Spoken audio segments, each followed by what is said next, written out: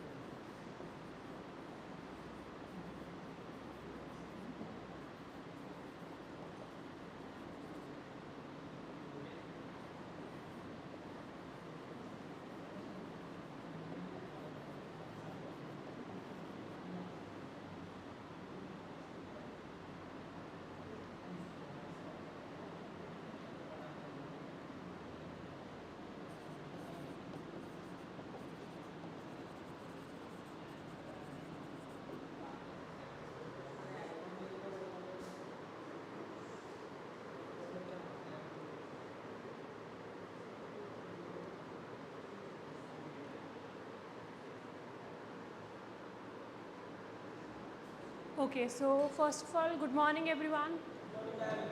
Okay, so my name is Astha Chatwal and I have done my graduation and post-graduation both from Delhi University itself. After that, I am pursuing PhD in finance only. And yeah, come in. You are from the third semester? So class is downstairs. Okay. So apart from that, I have 3 years of experience in teaching. So for this semester, I am going to teach you the subject corporate restructuring. Okay, this is also a finance subject.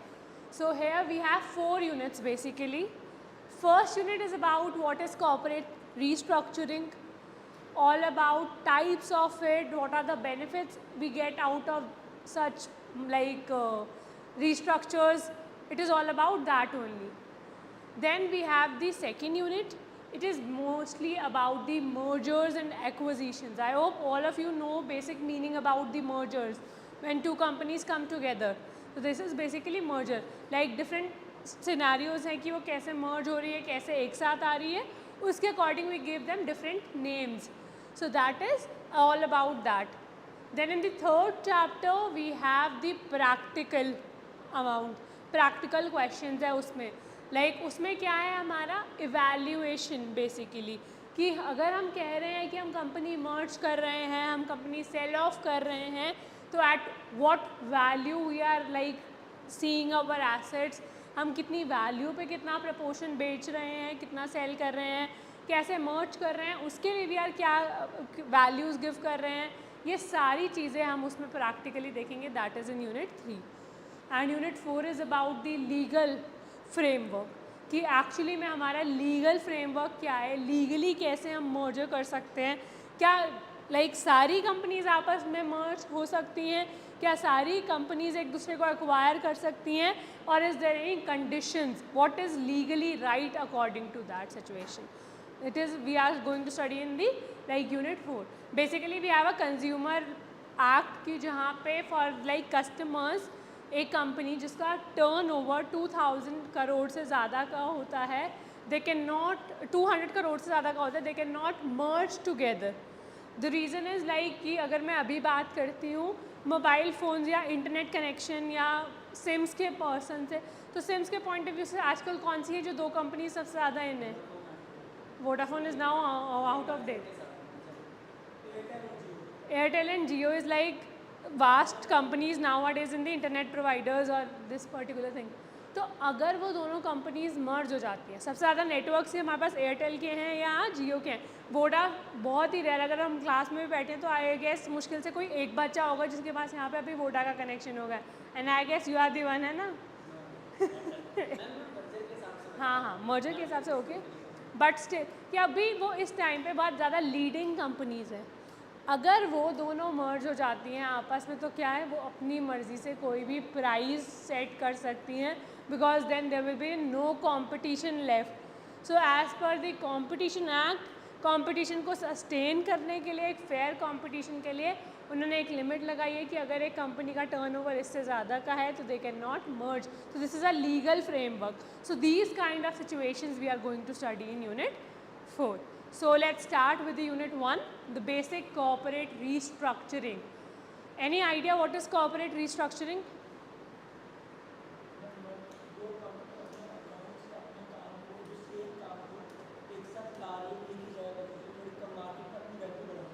ठीक है. Is it necessary कि काम same हो?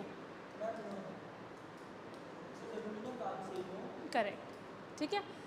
अभी आपने सुना है जैसे कि what is corporate restructuring, when any 2 companies come together, 2 और मोर कंपनीज, ज़रूरी नहीं है कि दो या 2 से ज़्यादा कंपनीज हैं, वो क्या कर रही हैं, जिस तरीके से वो बिज़नेस करती थी वो बिज़नेस का वे आउट बदल रही हैं in the outside area, not their inside policies. When they are like altering their outside policies, their external policies with the point of view to restructure the business, to restructure the way they were doing the business, to restructure the like debt, equity, वो कुछ भी ऐसे अपनी company में change लेके आ रही हैं, तो that is corporate restructuring.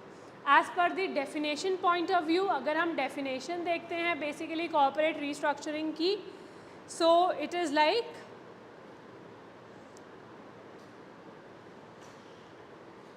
it refers to a which semester? Okay, come. So it refers to a business entity major modification of its capital structure or the activity. So here the major modification is of the capital structure, and basically we can say it takes place when any company facing any serious issues like financial instability है. क्या है? Financially they are unstable, like उनके पास finances नहीं है, they are like having a lot of losses in the like long term. उनको लग रहा है कि बहुत ज़्यादा लॉसेस हो रहे हैं उनके, लाइक कोई भी फाइनेंशियल इंस्टेबिलिटी है, that is like taking place irregularly out of the operations. की जो रेगुलर ऑपरेशंस है उसका पार्ट नहीं है, this is something irregular operations. कि कोई भी ऐसा रीज़न था for that they are now changing the way they are doing the business, but that is irregular, कि वो रेगुलर बेसिस पे नहीं होता, and that is something outside of the environment. Like, can you think of any reasons why companies select to restructure?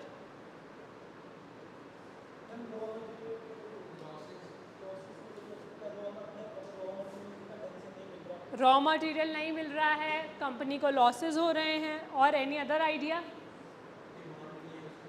उसकी demand नहीं है, तो okay, demand नहीं है तो दूसरी कंपनीज के साथ मर्ज हो सकते हैं, मे बी कोई सिमिलर बिजनेस में, कि वो थर्ड कंपनी जो है उसी को रिफाइन करके न्यू प्रोडक्ट बना के सेल कर रही है, कि उसकी डिमांड है.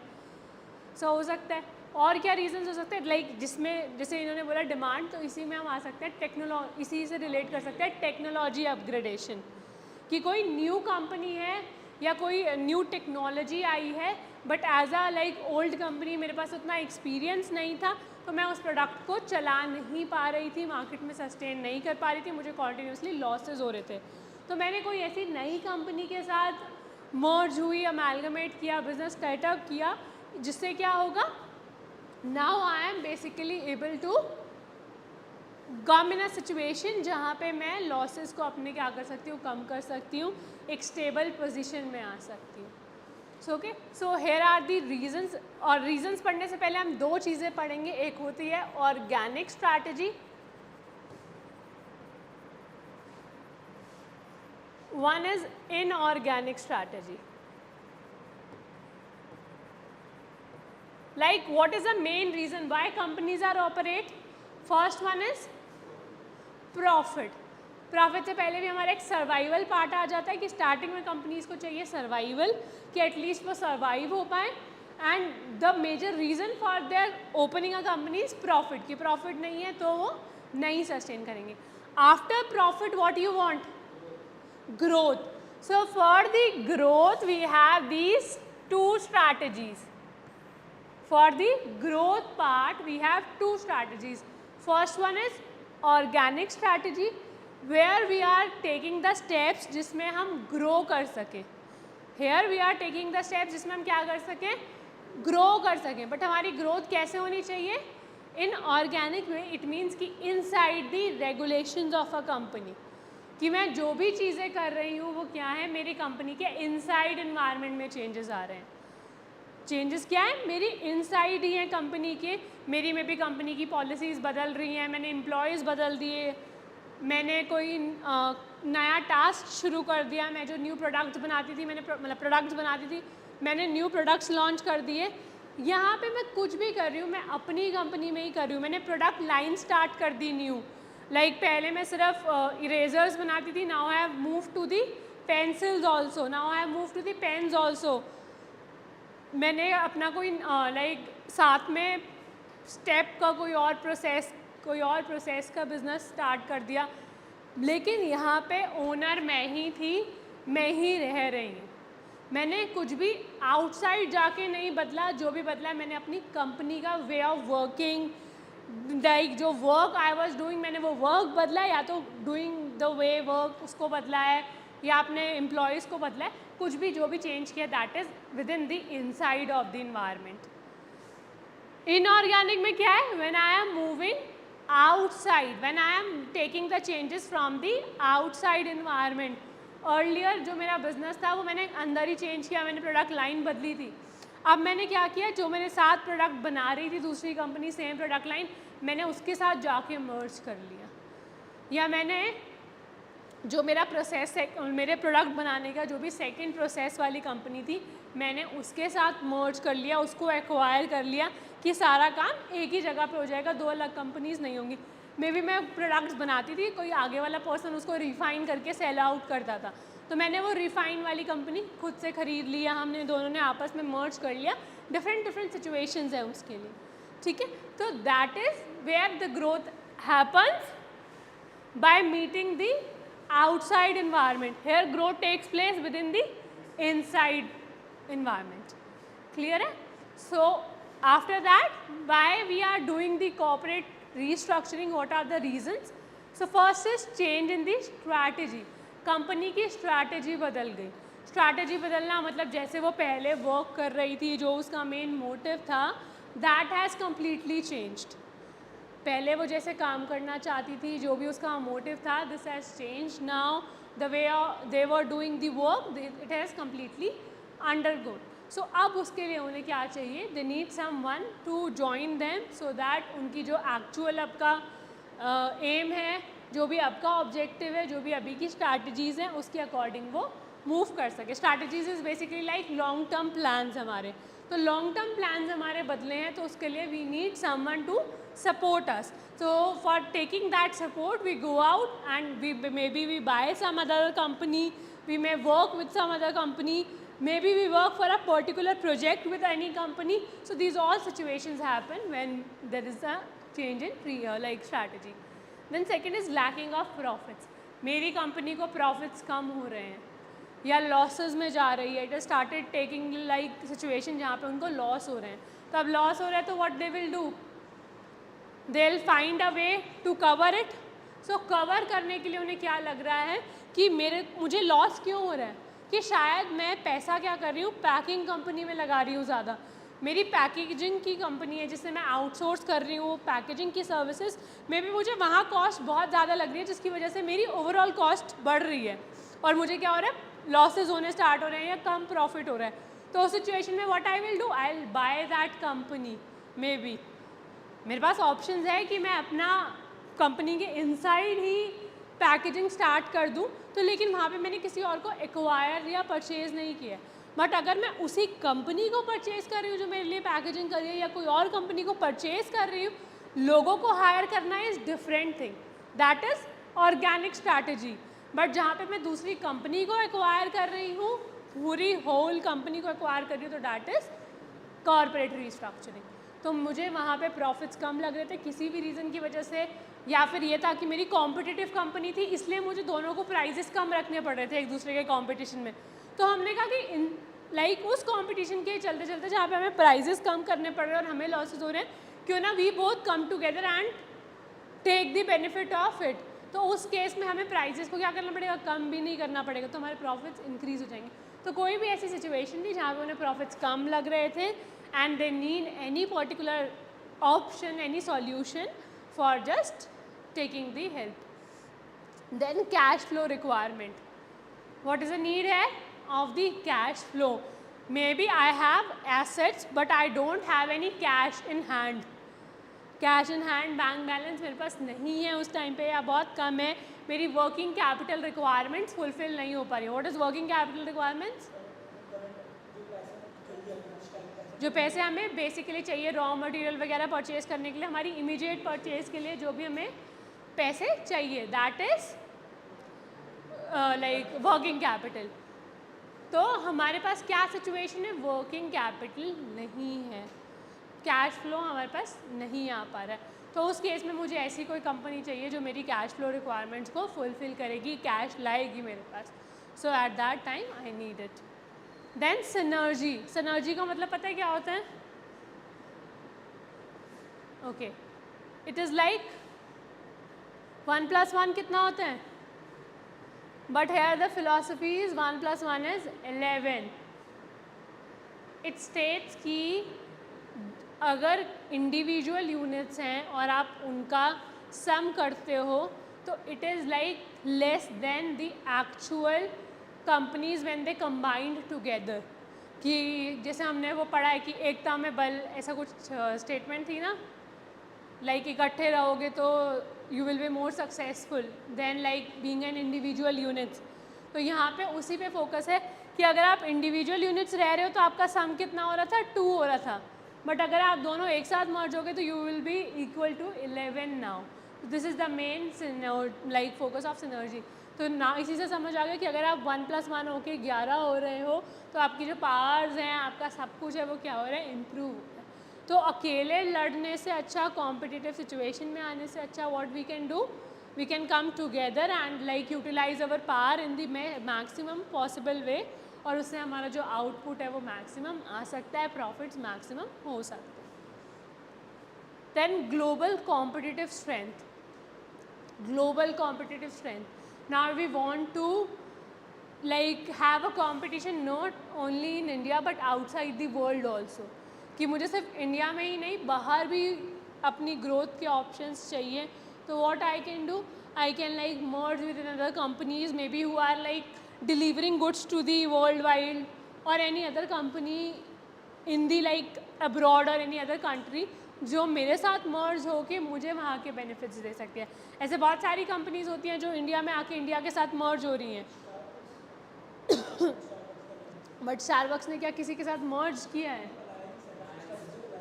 किसके साथ है? टाटा। अच्छा हाँ ठीक है, टाटा का मतलब लिखा हुआ आता है स्ट्रैटेजिक, हाँ उसी के नीचे ही लिखा हुआ है, लोगों के नीचे ही।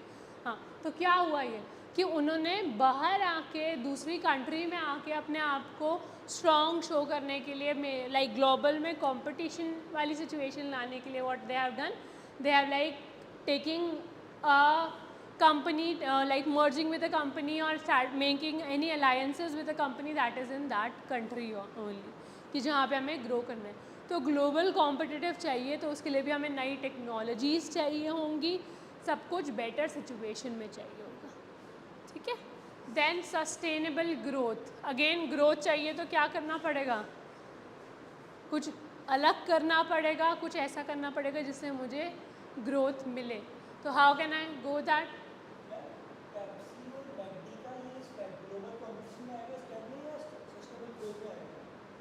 लाइक अगर हम उसका कहेंगे तो it will be like in the sustainable growth. तो हमें ग्रोथ चाहिए, तो for that we need some situations जहाँ पे हम ग्रो कर सके, जहाँ पे हमें लॉसेस ना हो, हमारे प्रॉफिट्स इंक्रीज हो, हमारा लाइक मार्केट शेयर बढ़े। मार्केट शेयर कैसे बढ़ेगा? जब हमारे पास कस्टमर्स ज़्यादा होंगे। मार्केट शेयर का मतलब क्या होता है? हमारे पास कितने कस्टमर्स हैं अभी, तो that is our market share. तो हमें अगर चाहिए कि मेरा मार्केट शेयर इंक्रीज हो, तो for that I need this situation. Surplus cash, it is again related to like cash flow requirements, but cash flow requirements में mainly हमारा था working capital वाला, कि हमारे पास अभी के खर्चे जो हमें रोज़ के लिए खर्चे चाहिए, that is our basic working capital, उसके लिए पैसे होने चाहिए। एंड यहाँ पे क्या बात हो रही है? surplus cash. Surplus cash is a situation like enough cash after like completing the working capital, कि working capital तो fulfill हो रही है but still we need some more cash, like कुछ कैश इन हैंड हमेशा होना चाहिए जो फिक्स स्ट्रक्चर में है। मे बी कि अगर हम ग्रोथ चाहते हैं तो हमारे पास है कि हाँ हमें अगर कोई भी न्यू प्रोजेक्ट में जाना है तो हम जा सकते हैं, तो for that situation we need that surplus cash. Then increase market power. Market power कैसे आएगी? जब हमारा क्या है, बेसिकली शेयर इंक्रीज हो रहा है, मार्केट में शेयर इंक्रीज हो रहा है, अपने आप पावर बढ़ेगी। मार्केट शेयर मतलब मेरे कस्टमर्स बढ़ रहे हैं, मेरे कस्टमर्स बढ़ रहे हैं, मेरे पास अपने आप पावर ज़्यादा आती जा रही है। तो पावर ज़्यादा आने के लिए क्या होगा? मेरे को I need some like base, कि जैसे मैं जिससे मैं अपना पावर बढ़ा सकूँ, जिससे मैं अपना शेयर बढ़ा सकूँ। तो वो शेयर इंक्रीज करने के लिए maybe I can like merge with in another company जिसके पास बहुत अच्छे कस्टमर्स हैं। तो मेरे पास पहले 100 कस्टमर्स थे, उस कंपनी के पास 70 कस्टमर्स थे। Now we have come together, so we have 170 customers. तो इससे मेरा मार्केट शेयर बढ़ा और मेरी पावर्स क्या हो गई? अल्टीमेटली बढ़ गई। बेटे अभी हम ये सिर्फ रीजंस है कि why they are like coming into it. अभी ये जब हम यहाँ पे पढ़ेंगे ना CR स्ट्रैटेजीज के types, then we I will give the examples of like आप इंक्रीज मार्केट पावर का कोई भी ऐसा एग्जांपल याद कर सकते हो कि जिससे उनका मार्केट शेयर बढ़ा हो आने से। Like pixel is like a photo camera company.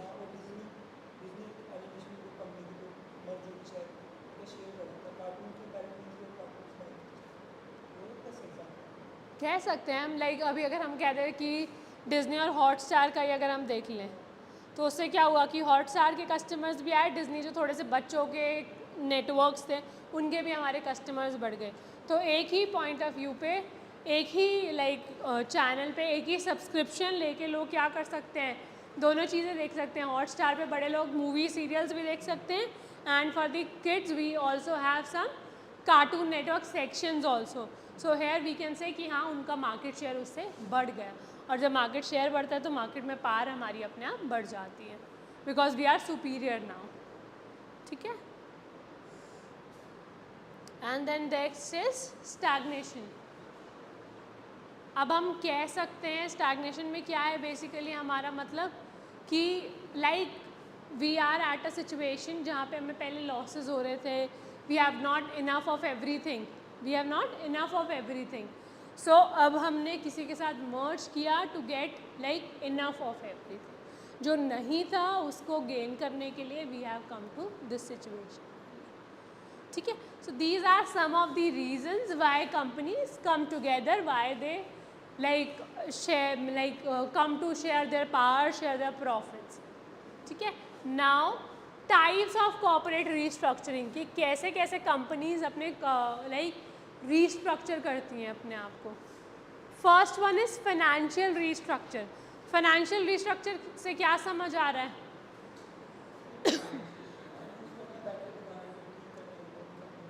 Finance को, फाइनेंशियल ऑब्लिगेशंस को कम करके फाइनेंशियल बर्डन्स को कम कर सकती हैं या फाइनेंशियल बर्डन्स बढ़ा सकती हैं। फाइनेंशियल बर्डन्स में हमारी कौन सी मेन चीज़ें आती हैं? हमें फाइनेंसेस कौन कौन से सोर्सेज से मिलते हैं? मेनली दो सोर्सेज हैं हमारे पास, इक्विटी, डेट। डिबेंचर्स, लोन, सब कुछ डेट में आ जाता है। जितने भी शेयर्स है, ओनर्स फंड है, प्रेफरेंसेस शेयर्स हैं, that all comes in the equity. अब फाइनेंशियल रिस्ट्रक्चर में मैं क्या कर रही हूँ, अपना इन दोनों का जो प्रपोर्शन था उसको क्या कर रही हूँ, चेंज कर रही हूँ। कि पहले ये फॉर एग्जाम्पल 50-50 था, now I am coming to this 70% और इसमें 30% जा रही हूँ, या इसका 70% और इसका 30% कर रहे हैं। So here we are like changing our financial proportionate, financial proportionate बदल रही है। Then operational restructuring. Operational restructuring का मतलब क्या है? ऑपरेशन मतलब डूइंग अ वर्क, एक्चुअली में एक सिचुएशन में आना जहाँ पे हम काम कर रहे हैं, तो जहाँ पे हम काम कर रहे हैं मैंने वो काम बदला है। Maybe I have entered into the new product line company, कि मैंने ऐसी कंपनी के साथ मर्ज किया है जो न्यू प्रोडक्ट लाइन में जा रही है मेरे साथ। मैंने अपने कुछ भी ऐसे करा, लेकिन जो चेंज क्या आया, ऑपरेशनल लेवल पे, जहाँ पे एक्चुअली में वर्क हो रहा है वहाँ पे वो वाले लेवल पे चेंज आया। तो एक्चुअली टास्क जो मैं पहले कर रही थी उसमें कुछ चेंज है, दैट इज़ ऑपरेशनल लेवल। ठीक है। Next is organisational restructuring. Organisational restructuring में क्या है? Restructuring in the organisational structure.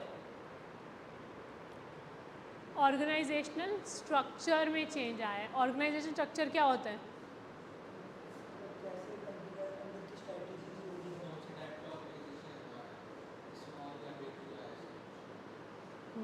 Kind of, ठीक है आपका नहीं, that is not correct. Organisational structure हमारा होता है एक बेसिक हायरार्की क्या है।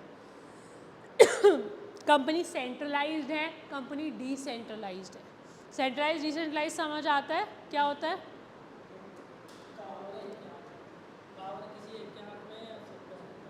ठीक है, पावर सिर्फ सबके हाथ में, तो वो क्या होता है, सेंट्रलाइज या डिसेंट्रलाइज? पावर सबके हाथ में है तो दैट इज डिसेंट्रलाइज। पावर किसी एक के हाथ में तो दैट इज सेंट्रलाइज। तो कंपनी का ये, तो ये चीज़ होगी। देन एक हायरार्की हो गई कि हायरार्की में कौन कहाँ पे था, कौन किसका ऑर्डर्स फॉलो करता था। तो ऑर्गेनाइजेशन स्ट्रक्चर में क्या आता है, जब हम क्या कर रहे हैं, मतलब ऑर्गेनाइजेशनल रिस्ट्रक्चरिंग में आता है जब हम ऑर्गेनाइजेशन स्ट्रक्चर बदल रहे हैं। पहले जिसके पास पावर थी अब उसके पास नहीं है, मे बी वो पावर बदल गई। ठीक है, क्योंकि नई कंपनी के साथ मर्ज हुए तो जो न्यू कंपनी के डायरेक्टर थे मे बी अब उनका से ज़्यादा होगा हमारे पुराने डायरेक्टर से। तो कुछ भी ऐसा हुआ, बट जो हमारी हायरार्की थी उसमें चेंज आया। काम में कोई चेंज नहीं आया है, यहाँ पे चेंज किस में आया, हायरार्की वगैरह में। Strategic restructuring. Now here comes the strategic part, कि कंपनीज की स्ट्रैटेजीज बदल गई। तो उन्होंने यहाँ पे काम कैसे किया है, with different strategies. Dev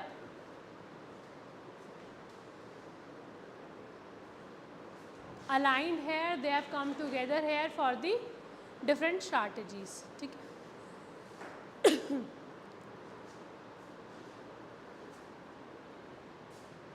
clear है? अभी तक कोई डाउट है? Shall I move to the next topic?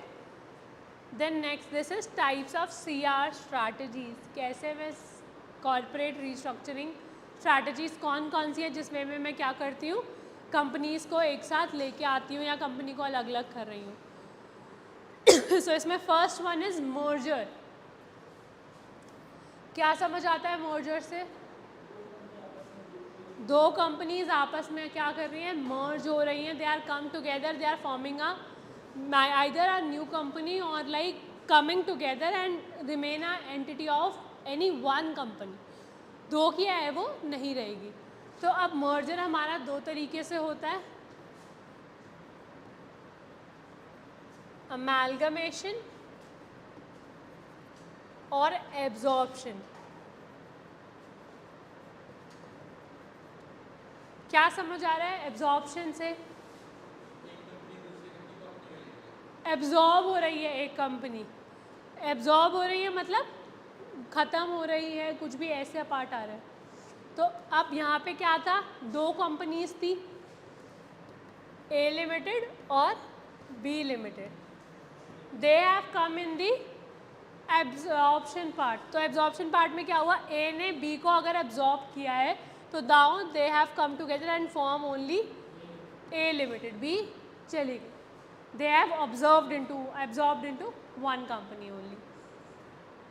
Amalgamation में क्या है, they both have equal से, दोनों companies together I A and B. Now the new company is AB Limited. Like Maruti Suzuki, उनकी अपनी आइडेंटिटी एक नई कंपनी की बन गई है, तो दैट इज अमैलगमेशन. अगर सिर्फ एक ही कंपनी बिल्कुल दूसरे वाले को बिल्कुल ख़त्म कर दिया और वो नई कंपनी बन गई, उसको बिल्कुल ही ओवरटेक कर लिया, पार कर लिया, that is a absorption part. Then second is demerger.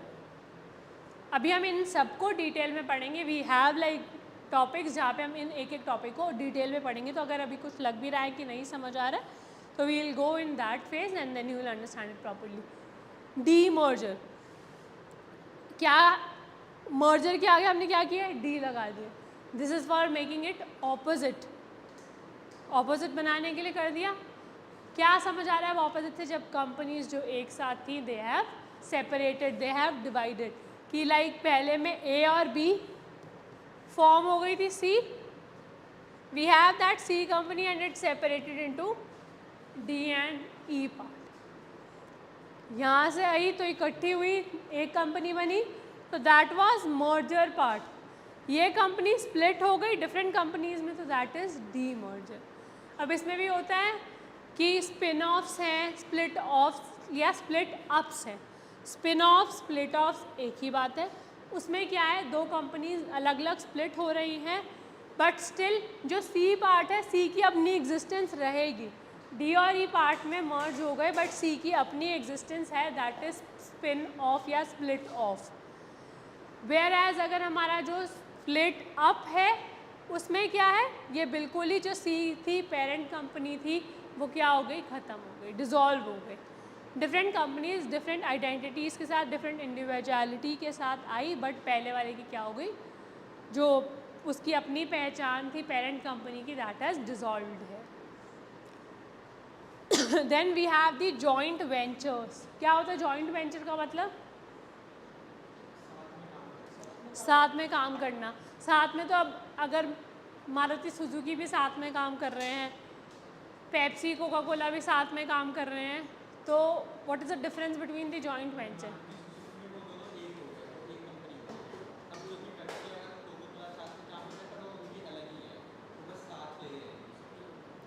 तो जॉइंट वेंचर से हमें मतलब क्या समझ आ रहा है, साथ काम कर रहे हैं, लेकिन कब, किसी एक पर्टिकुलर प्रोजेक्ट के लिए they are working together. So joint venture में हमारा क्या आ जाता है, they are working for the particular project only. वो साथ आए हैं लेकिन सिर्फ इस प्रोजेक्ट को कंप्लीट करने के लिए. जैसे ही ये प्रोजेक्ट कंप्लीट हो जाएगा, they will get the separate of.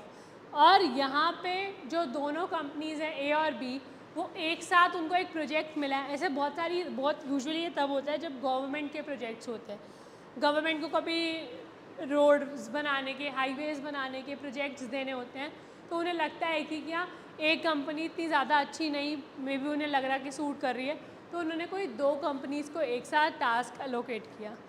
इस केस में ए और बी कंपनी सेपरेटली काम कर रही हैं. अपना जो ए का काम था वो ए अपना काम कर रही है, जो बी का काम था B is doing their task, their individual work only. But एक सिचुएशन कहाँ आ रही है जहाँ पे वो दोनों क्या कर रहे हैं, एक साथ आ रहे हैं, फिर सिर्फ उस प्रोजेक्ट के लिए. कंपनी ए का अपना काम साथ में चल रहा है, बी का अपना अलग चल रहा है, but similarly at the same time they are also completing a task given to them, that is joint venture. यहाँ पे वो अपने सिर्फ मर्जर है या डी मर्जर है, उनके सारे रिसोर्सेज, सारे के सारे रिसोर्सेज शेयर हो रहे हैं, क्योंकि अब एक ही कंपनी बन गई है. बट जॉइंट वेंचर में क्या है, वो सिर्फ वही लिमिटेड स्किल्स और रिसोर्सेज को लेके आएंगे that are required for what, for this project. इस प्रोजेक्ट के लिए मुझे सिर्फ जो रिसोर्स चाहिए, जो स्किल चाहिए, मैं सिर्फ वही लेके आऊँगी. मेरे पास 3 टेक्नोलॉजीज़ हैं, मैं तीनों नहीं उठा के लेके आऊँगी, मैं सिर्फ वो लेके आऊँगी जो मुझे उसके लिए रिक्वायरमेंट होगी for that project only. So we are coming together for a particular project for a particular time period and bringing only that skill and technology that is required to complete that project. And once that project is completed, we will separate off. Strategic alliances. Sorry? बहुत सारी companies हैं छोटे छोटे time period के लिए करती हैं. कोई कंस्ट्रक्शन कंपनीज़ बेसिकली सबसे ज़्यादा करती हैं कि कोई बड़ी बिल्डिंग है जो जल्दी बनानी है, कुछ भी ऐसा जल्दी एरिया है, आपका मे बी आर्किटेक्ट अच्छा है और सामने वाली कंपनी का बनाने का वे ऑफ अच्छा है, तो मतलब कुछ भी ऐसा है तो एक सिंगल कंपनी आप 2 को प्रोजेक्ट दे रही है. जैसे हमने वो बैंड बाजा बारात मूवी देख रखी थी, देखिए सबने, वो लास्ट में क्या बोलते हैं कि आप दोनों अच्छा काम साथ में ही करते हो तभी हम आपको प्रोजेक्ट देंगे, अगर आप दोनों क्या करोगे साथ में काम करोगे तो that at that time when they are coming together for a single project, that is our joint venture. Then strategic alliances. Alliances are made but for a strategy, that is our long term goal. मेरा long term goal क्या है? अगर कोई भी ऐसी 2 companies है जिनका long term गोल एक ही है तो they will make a alliances to achieve that goal. कि अब आपकी क्लास में ही कोई 2 फ्रेंडशिप इसलिए हुई कि आप भी बहुत अच्छा पढ़ने वाले थे, वो भी अच्छा पढ़ने वाले थे, या आपने भी CA करना था, उसने भी CA करना था, तो आपने कहा कि हम दोनों इकट्ठे ही पढ़ाई करते हैं, स्टार्ट करते हैं, इकट्ठे ही आप लोगों ने पढ़ना स्टार्ट किया, कोर्सेज ढूंढे, क्लासेस ढूंढी कि कहाँ से हम क्लासेस ले सकते हैं. So goal is to become a CA here. So for that achieving that goal you come together and you have like work together to fulfil that. That is strategic alliances for achieving any long term goal when you come together. यहाँ पे ऐसा कुछ नहीं है कि वो गोल पूरा होने के बाद आप अलग हो जाओगे या नहीं. That was in joint venture की, वो प्रोजेक्ट फुलफिल होगा और आप ख़त्म हो जाएगा आपका फ्रेंडशिप. बट नहीं, यहाँ पे स्ट्रैटेजिक अलायंसेस में वो चीज़ नहीं है. You are together for a long term strategy, but वो आपके ऊपर है कि after achieving that strategies are you come together only और नो. मे बी आप उसके बाद भी साथ हो, अगर आपको एक CA की फॉर्म, आपने कहा हम CA की फॉर्म एक साथ खोल लेंगे, तो at that situation you are after becoming CA you are also together. But अगर आप लोग अलग अलग जॉब्स करें तो maybe you can go separate. ठीक है. Then consolidation.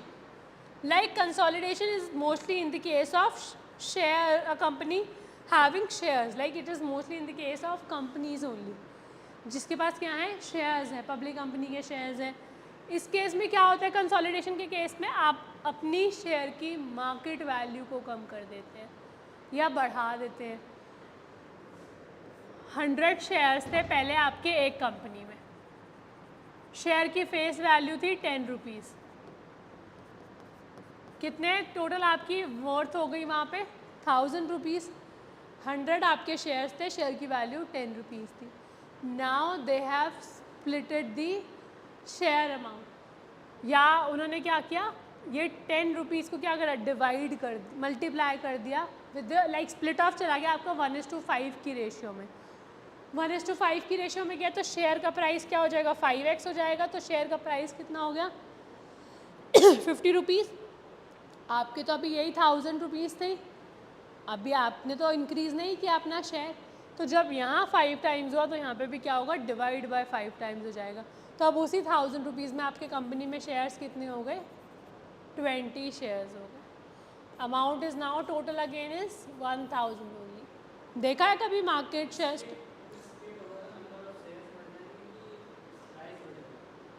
Number of shares, अगर शेयर एक शेयर स्प्लिट हो रहा है, शेयर प्राइस स्प्लिट होता है. शेयर स्प्लिट अलग अलग सिचुएशंस है, किसी में शेयर स्प्लिट हो रहा है, किसी में लाइक प्राइस स्प्लिट हो रहा है. प्राइस इंक्रीज़ हो रहा है तो इट मीन्स कि आपका प्राइस बढ़ गया पहले से. Price not in that situation, but आपने अपने शेयर की वैल्यू को बढ़ाया. कंपनी को मे भी बहुत टाइम हो गया था जब आपने शेयर मार्केट जब आपने फॉर एग्जांपल एक कंपनी स्टार्ट करी थी 1990 में 1980 में, तब आपने एक शेयर का प्राइस रखा था 10 रुपये. अब आपको लग रहा है कि मेरी कंपनी इतनी ज़्यादा ग्रो कर चुकी है कि उसकी net worth is now not इतना लेस कि मैं उसके प्राइस को क्या रखूँ 10 रुपये रखूँ. तो आपने उसकी जो वर्थ थी, एक्चुअल उसका फेस वैल्यू थी, उसी को चेंज करना चाहा, तो आपने उसको 5 टाइम्स किया, तो आपके जो नंबर ऑफ़ शेयर्स थे वो क्या हो जाएंगे, 5 टाइम्स से डिवाइड हो जाएंगे, बिकॉज किसी ने पैसा नहीं दिया। अगर आप एक शेयर को स्प्लिट कर रहे हो तो उस केस में अगर आपके बेटा मतलब स्प्लिट तो प्राइस ही होता है, अगर आपका इसमें आपने प्राइस बढ़ा दिया था, इसमें आपने 100 रुपये को क्या किया 5 टाइम्स में डिवाइड कर दिया, तो वैल्यू क्या हो गई 20-20 रुपये हो गई शेयर की। बट ये बहुत रेयर सिचुएशन होती है जिसमें कंपनी प्राइसेस को कम करती है, कंपनी हमेशा वैल्यू को बढ़ाती है, कम बहुत रेयर होता है।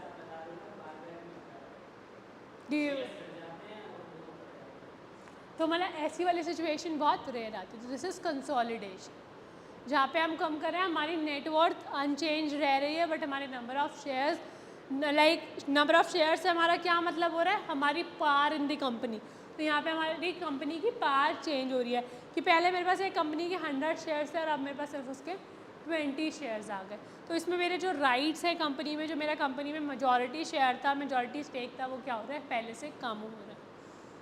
ठीक है, दिस इज़ कंसोलिडेशन कि like it is kind of financial restructuring, जहाँ पे मैं फाइनेंशियल वे में रीस्ट्रक्चर कर रही हूँ। And last is our disinvestment. पढ़ा है डिसइन्वेस्टमेंट? हमारी 1991 की कोई 3 पॉलिसीज़ थी, LPG, उसमें से P का मतलब क्या था, प्राइवेटाइजेशन। क्या मतलब था उसका, गवर्नमेंट क्या कर रही थी, अपने शेयर को पब्लिक कंपनी में सेल कर, प्राइवेट कंपनीज को सेल कर रही थी। तो इस वर्ड को क्या बोलते हैं, disinvestment. It means when government is selling off their shares to the general public.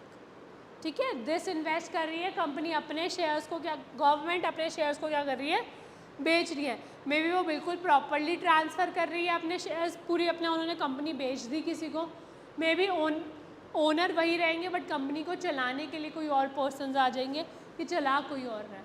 तो जिस भी केस में गवर्नमेंट अपना स्टेक कम कर रही है और प्राइवेट को स्टेक दे रही है, तो दैट इज़ डिसइन्वेस्टमेंट। ठीक है, अब इसके बाद हम स्टार्ट करते हैं मर्जर से, इनको इंडिविजुअली पढ़ेंगे ये सबको। With in 5 minutes I will just take a water break. Okay.